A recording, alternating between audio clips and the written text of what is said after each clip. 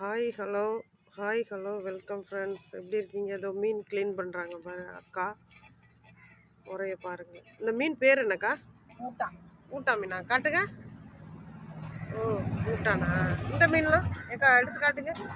இது கீச்சா மீன். கீச்சா மீனா?